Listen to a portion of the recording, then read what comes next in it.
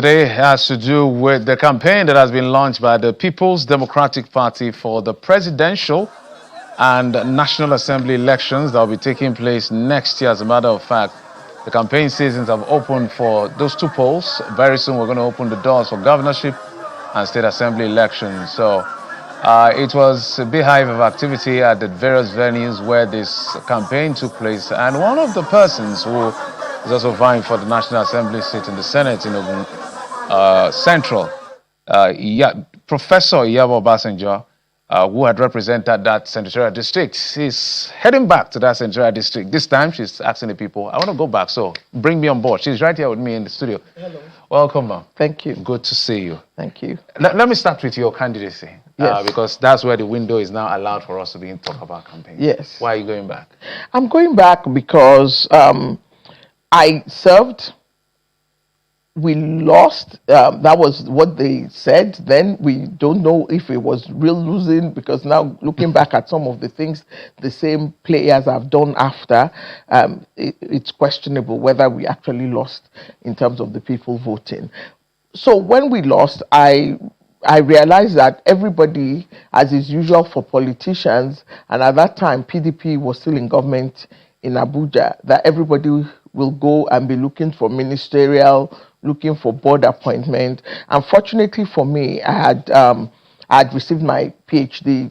I received my PhD in 1995. I had used it to work, but my reason for getting it was to become an academic, to teach in academia, and I hadn't done that. I had worked in pharmaceutical industry. I'd come back to Nigeria and worked in politics. So I thought this was a good opportunity to do that, and I did.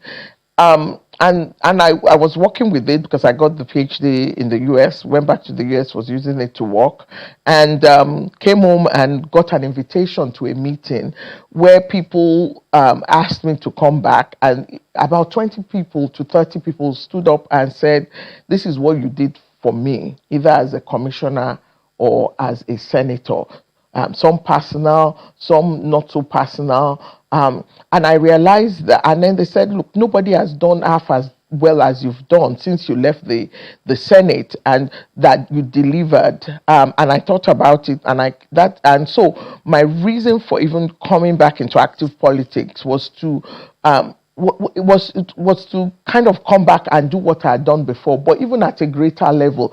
I was surprised that I'd left for 15 years and people were still talking everywhere I went about what I had done. So that's where I'm back, and that's why I'm going back to the Senate to do the things I had done for the people of Ogun Central, and hopefully at a bolder and a higher level. If people can remember me for 15 years that I have not participated at all, what I'm going to do this time, with God on my side, is do things in a way that 100 years from now people will be talking about not anything but how I served the people.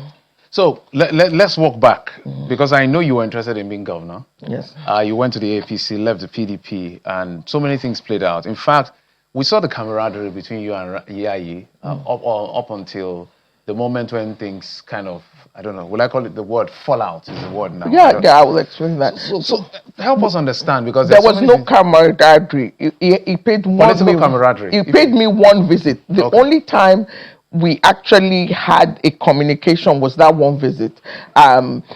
Because when I was active in politics in Ogun State, he wasn't there. I'd never met him before. Yeah, it was in Lagos. It was in Lagos. I didn't know many Lagos politicians. I was focused in Ogun State. So when I left, he still wasn't there. So when I came back and it was the gubernatorial aspirants, it wasn't that I joined in that aspirations, never met him, never spoke to him until after they put up his hand as the candidate, which I said nobody told any of us other candidates that was going to happen.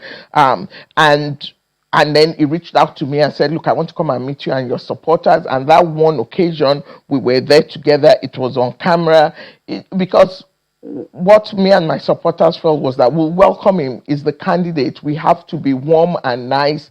And we did that. And so there was that one day camaraderie. So what happens afterward? Because let me tell you what we read. So maybe you can clear No, the I air. wrote it in my letter. You can't, you Yes, don't, yeah. yes, we saw it. So Yes. you were So I've saying already, there was some understanding, but he came and said there was no such understanding. I'm not even going to go back to that because it's a waste of my time. And if I knew you were going to ask that about this interview, I wouldn't have shown up because No, it's a waste of my no, time because it's part of the it conversation. is It's not not as part if of the it's not as if conversation. we're going back because it's You are part of the going back. journey. It's part of No, the journey. you're going back because Because you're going to be up against his party in this election, yes, and but those I have things answered affect. it. I've Yes. answered it in English and in Yoruba. And it hasn't affected anything. I'm out in the field. The people are responding to me like they responded to before because they're responding to my politics. I've said what I said. And if he challenges me again, I will answer him. I've said what I said. He hasn't come back to challenge the truth of the matter. I have people that were at the meeting with me that will testify on my behalf if it comes to that.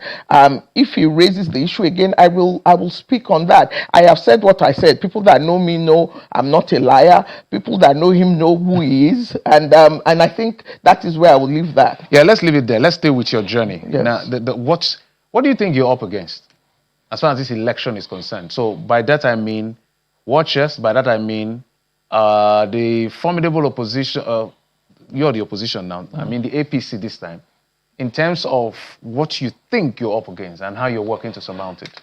We are always up against a lot in every election because no election is easy. There's always somebody on the other side working against you, right? Working, doing their own job if they're reasonable. I think for me, one of the things I've noticed in this election is that everywhere we go, we have our plan, what we're going to do. The opposition then comes and follows after, right? We go and see an Oba, they go and see the Oba 2 days later. We go and visit a politician, they come back and visit that same politician. We are not doing that. We have our game plan, we have our understanding with the people, we have what we want to do for them, we have our plans, and we are. We are bringing it out as we're going on. We're just following the plans we have laid out. But it's always formidable to be in opposition and to be trying to remove a ruling government in our state, which is our focus. But I've done it before. I was in the campaign team of Otunba Gbenga Daniel when he removed Governor Shoba as a sitting governor. I was actively part of that campaign. It's formidable but also familiar. Ogun politics is not really easy because there are so many big names. You're one of the big names in the politics. So we're very interested in what plays out in Ogun State. But let me ask you, you've been in the Senate. Yes. So this is not your first time. So you're familiar with the territory. Yeah. The Ahmed Lawan Senate was called rubber stamp, with greatest respect. Akpabio Senate is more like double rubber stamp. These are what people say, not my words now.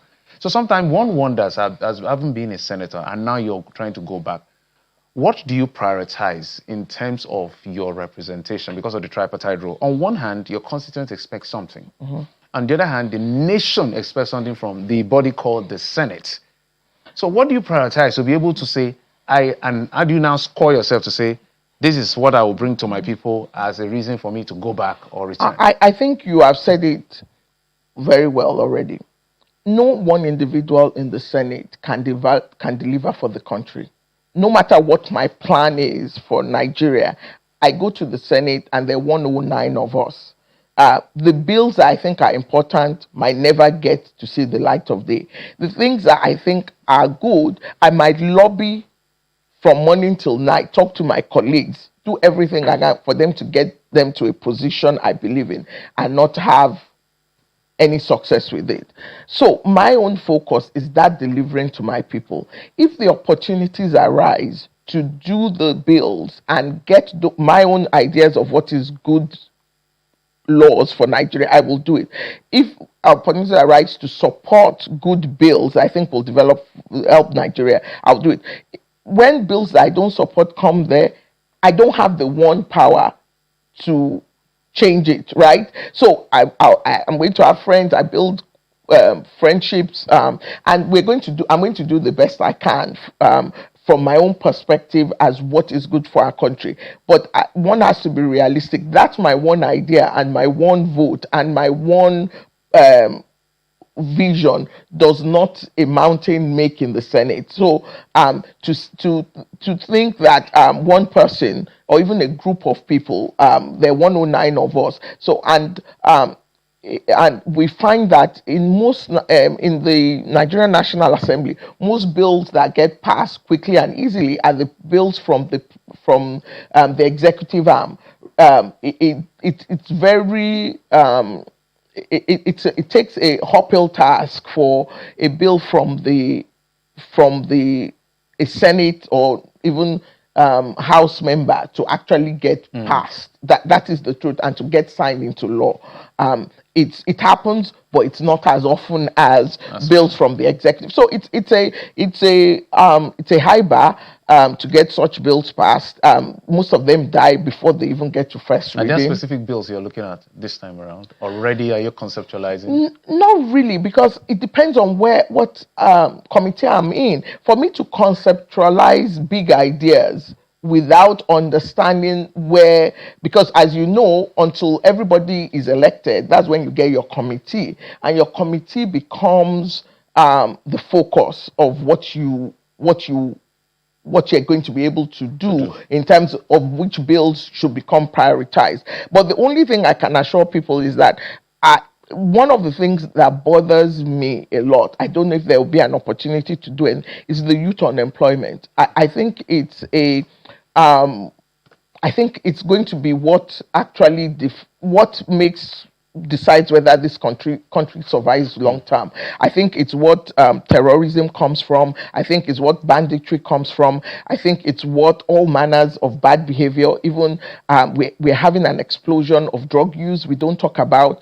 I think if we don't start to have good, and I don't think it's laws, because laws are important, but talk about it and find implementation ways to look at youth unemployment specifically, because I think that youth unemployment is a All right. explosive keg waiting for us in the future. There are two broad issues I would like to take with you before we wrap up. But I must ask about, because some of us are praying that more women will get to the Senate this time. The numbers are just not acceptable. We cannot have 4 women or 5. In fact, I don't even know. I think there are about 4 right now. One was suspended for 6 months. I think there are 3, or maybe they can't. There are 4. Okay. But one, I know there's Ireti Kingibe, there is the former deputy governor in River State, there is Natasha, Senator Natasha, and then there's another lady, at least those 4 I can remember. So we need, besides your heritage, you have a second address. So that's why persons like you, people are looking at. But let's talk about, what do you think the nation is missing out in this, I don't know whether it's called suppression or inability to get as many women on the table as possible? When I was in the Senate, that's when we had the largest number of women. We had 8. So in 1999 to 2003, there had been 2. Then it went to 4 in the Senate before, when I got in 2007. So 2023 to 2027, it was 4. So we doubled to 8. And I thought, naturally, being naive and stupid, that the next Senate will be at least 16 or maybe 12 or 13. We've actually gone back. Since then, I think we went back to 3. And then, like you said, and it's been 3, 4 since 2011. What can I say? I think that I have to put it this way. I think the rules that PDP had in those days helped. So one of the rules the PDP had was that if there was an election or a primary and a woman came second and the man did not get up to 50%, they gave it to the woman and they found something else for the man. Okay. What that meant was a lot of women that would not have had the opportunity were now able to become candidates. And that, I think, helped a lot. But it was a party rule. It was never an electoral act. It was never an electoral act. It was never anything. The suppression, what we lose as a society from it is that women, that diversity in politics matters, because everybody brings their experiences into governance, into deliberation. And their natural advantage. Women tend to care about education, health, even agricultural, food, because that is there. Because for one, that is you know those things because everybody knows what they know, and then even professionally, right? Women tend to. Some of the first women to get into politics come from nursing, being teachers, being dietitians. So we lose that opportunity to have those diverse voices and opportunity for the things women find important that improve society. Every child is going to be an adult, and although it's women that care most for what is happening to children, it helps men too because there is 50-50 birth rate. So it's a loss that our society is losing. Let's go back to Ogun State. So we've talked about your candidacy, and we're going to keep exploring as the campaign continues. But let's talk about what many may be looking at as the argument around equity and fairness. Ogun Central and Ogun East have been producing governors, at least the last 4 governors, including the incumbent who is from Ogun East, if I understand. Yes. And then Mr. Adebutu is also from Ogun East. Yes. But the candidate of the APC, Yayi, is from Ogun West. Is Yawa. So how does the PDP intend to sell that? We are not selling anything other than performance. There is no rotation in the constitution in terms of the presidency or in terms of the. It's just an understanding. It's not an understanding. It's what we want because equity is fairness. But fairness, and I tell people, at one point in this country, all the Yoruba people that had been leaders of the country or could have been leaders of were from Ogun State.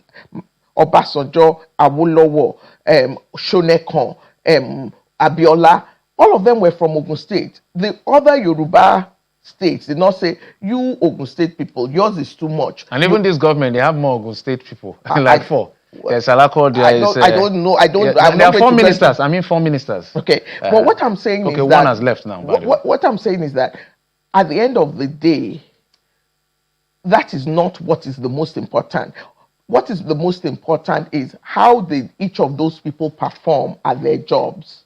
How are they potentially to perform at their jobs? If we keep choosing things based on where the person comes from and we're choosing incompetence, what does it, or you're choosing whatever thing that person or that person, we want service. What the people of Ogun State want is for success in governance. They want to see the benefits of governance. Not only Ogun State people, everybody everywhere. They want to be able to feed their families. They want good roads, which we don't have in Ogun State. You guys now have a nice road. You are the lucky ones getting to work. Yeah, the lucky ones. The road is also very not so good. Not good, but it's better than most. I've been around our state. So they want roads. They want hospitals and clinics that work where they can get healthcare. And they want water. I feel Yayi can deliver, and Adebutu will deliver better than Yayi. Because Ladi serves. Ladi is somebody that has a spirit of serving people. I've seen him at work. His father has done so much charitable work in this country, probably more than anybody. Never had a job in government. Ladi has done the same thing. He has, for the past 20 years, even before he got into politics, he was helping people in charitable things. Money is not where he got into it. His family has money. His siblings are all doing well in their profession. And he could have followed suit. So somebody that really genuinely wants to get into leadership, not to take money from the system, but to actually see people do better. There's nothing about his life that shows, I want to be in government for 30 years. He's been to the House of Rep twice, and it was the last time was how many years ago. What I mean is that somebody that is in government for the service. Just for the service. So that's why I support him. I see that he's going to be somebody that delivers because he wants people to do good, to do better in their lives. All right. Man, we're going to keep the conversation going. The campaign has just started. So it's a long haul. We have about 5 or 4 months to do all of this, and we'll begin to check everybody's promise. Senator Iyabo Obasanjo, she is the senatorial candidate for the PDP for Ogun Central. Thank you for coming on the program. I appreciate it. Thank you for having me. Thank you. And that's it on the program. Thank you for your time and company. I'm Jeffrey Ozongo. You've been served on Lunchtime Politics. Bye-bye.